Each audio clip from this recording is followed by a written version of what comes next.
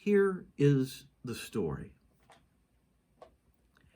After he said these things, Jesus went out with his disciples and crossed to the other side of the Kidron Valley. He and his disciples entered a garden there. Judas, his betrayer, also knew the place because Jesus often gathered there with his disciples. Judas brought a company of soldiers and some guards from the chief priests and Pharisees. They came carrying lanterns and torches and weapons. Jesus knew everything that was about to happen to him. So he went out and asked, "Who are you looking for?" They answered, "Jesus the Nazarene." He said to them, "I am." Judas, his betrayer, was standing with them. When he said, "I am," they shrank back and fell to the ground. He asked them again, "Who are you looking for?" They said, "Jesus the Nazarene." Jesus answered, "I told you, I am. If you are looking for me, then let these people go." This was to be so that the word he had spoken might be fulfilled. "I didn't lose any one of those whom you gave me." Then Simon Peter, who had a sword, drew it and struck the high priest's servant, cutting off his right ear. The servant's name was Malchus. Jesus told Peter, "Put your sword away. Am I not to drink the cup the Father has given me?" Then the company of soldiers, the commander, and the guards from the Jewish leaders took Jesus into custody. They bound him and led him first to Annas. He was the father-in-law of Caiaphas, the high priest that year.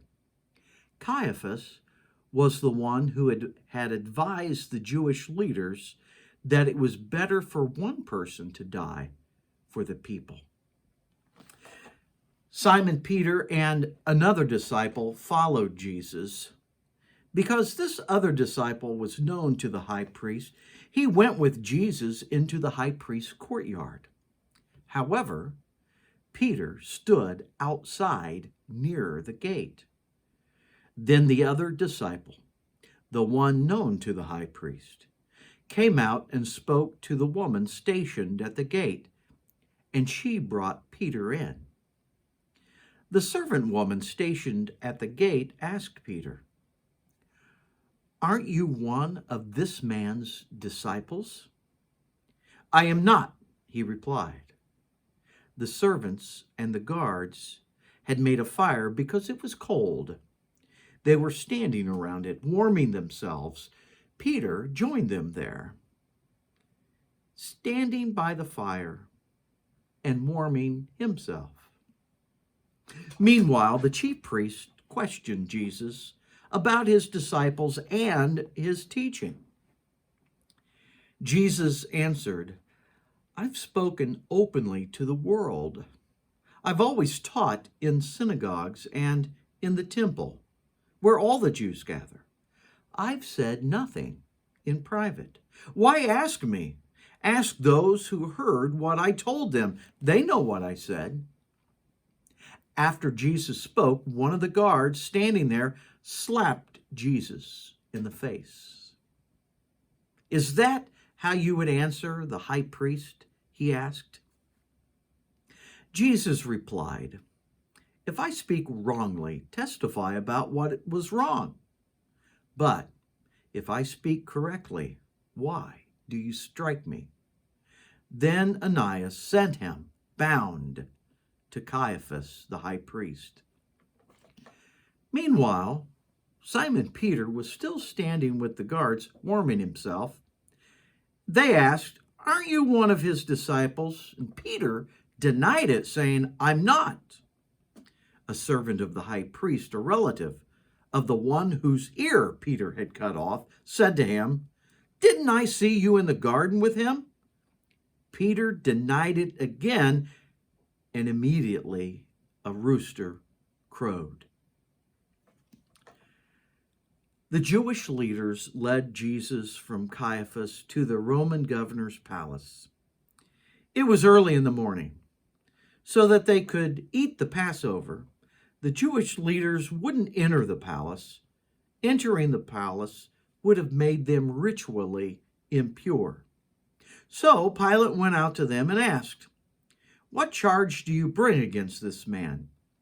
And they answered, "If he had done nothing wrong, we wouldn't have handed him over to you." Pilate responded, "Take him yourselves and judge him according to your laws." The Jewish leaders replied, "The law doesn't allow us to kill anyone." This was so that Jesus' word might be fulfilled when he indicated how he was going to die. Pilate went back into the palace. He summoned Jesus and asked, "Are you king of the Jews?" Jesus answered, "Do you say this on your own? Or have others spoken to you about me?" Pilate responded, "I'm not a Jew, am I? Your nation and its chief priest handed you over to me. What have you done?" Jesus replied, "My kingdom doesn't originate from this world. If it did, my guards would fight so that I wouldn't have been arrested by the Jewish leaders. My kingdom isn't from here." "So you are a king," Pilate said. Jesus answered, "You say that I am a king. I was born and came into the world for this reason, to testify to the truth. Whoever accepts the truth listens to my voice." "What is truth?" Pilate asked. After Pilate said this, he returned to the Jewish leaders and said, "I find no grounds for any charge against him. You have a custom that I release one prisoner for you at Passover. Do you want me to release for you the king of the Jews?" They shouted, "Not this man. Give us Barabbas." Barabbas was an outlaw. Then Pilate had Jesus taken and whipped. The soldiers twisted together a crown of thorns and put it on his head and dressed him in a purple robe. Over and over, they went up to him and said, "Greetings, King of the Jews," and they slapped him in the face. Pilate came out of the palace again and said to the Jewish leaders, "Look, I'm bringing him out to you to let you know that I find no grounds for a charge against him."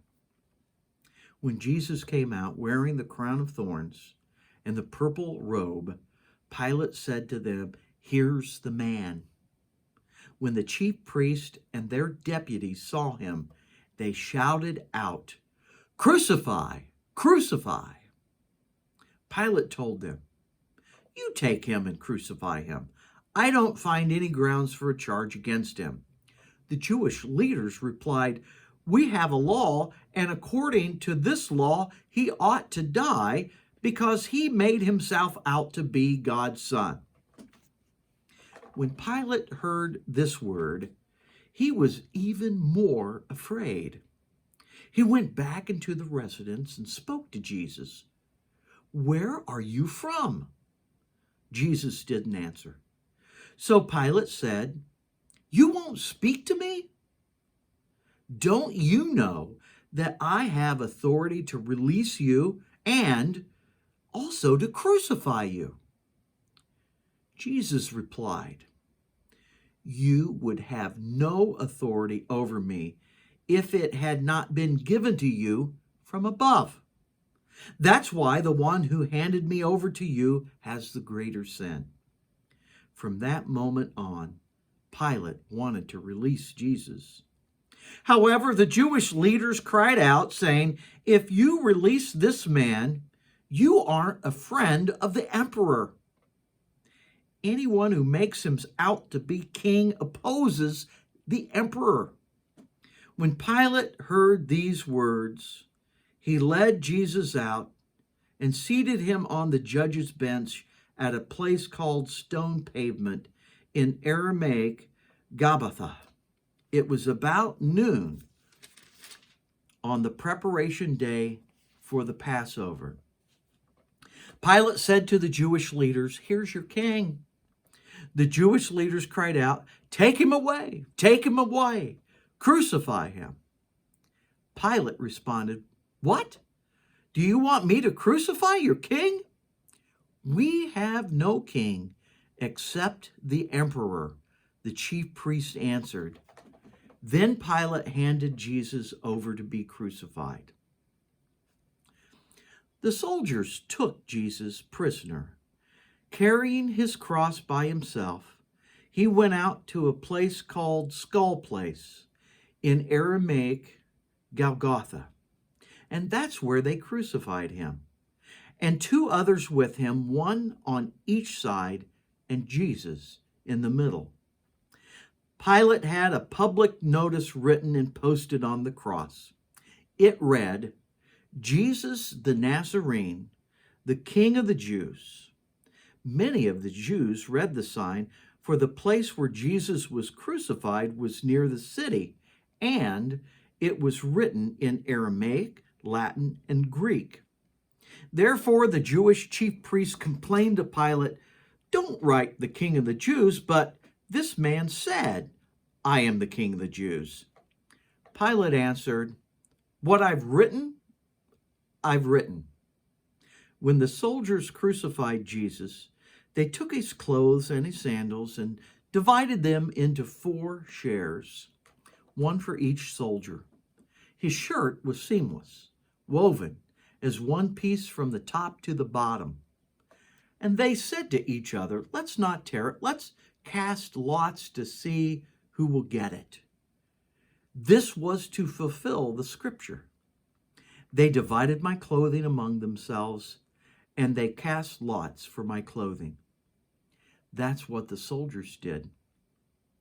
Jesus' mother and his mother's sister, Mary, the wife of Clopas, and Mary Magdalene stood near the cross. When Jesus saw his mother and the disciple whom he loved standing nearby, he said to his mother, "Woman, here's your son."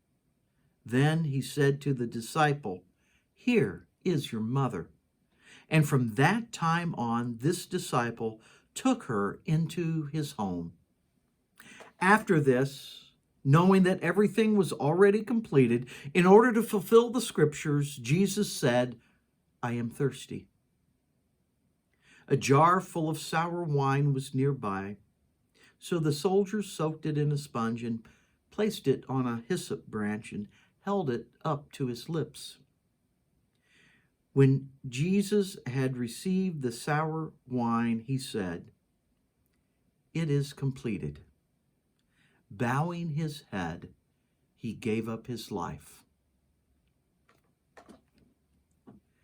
When it was preparation day, and the Jewish leaders didn't want the bodies to remain on the cross on the Sabbath, especially since that Sabbath was an important day, so they asked Pilate to have the legs of those crucified broken and the bodies taken down.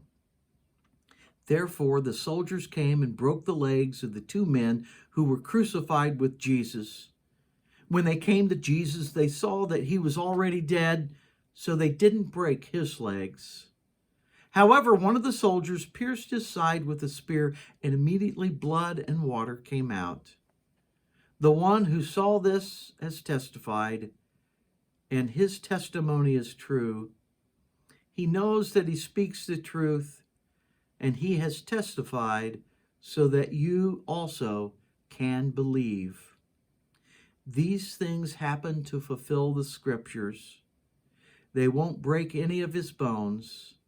And another scripture says, they will look at him whom they have pierced. After this, Joseph of Arimathea asked Pilate if he could take away the body of Jesus.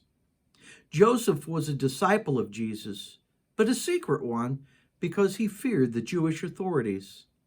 Pilate gave him permission, So he came and took the body away. Nicodemus, the one who had first come to Jesus at night, was there too. He brought a mixture of myrrh and aloe, nearly 75 pounds in all. Following the Jewish burial customs, they took Jesus' body and wrapped it with the spices in linen cloths. There was a garden in the place where Jesus was crucified, and in the garden was a new tomb in which no one had ever been laid. Because it was a Jewish preparation day and the tomb was nearby, they laid Jesus in it. And this is the Good Friday story from the Gospel of John. May your heart be blessed.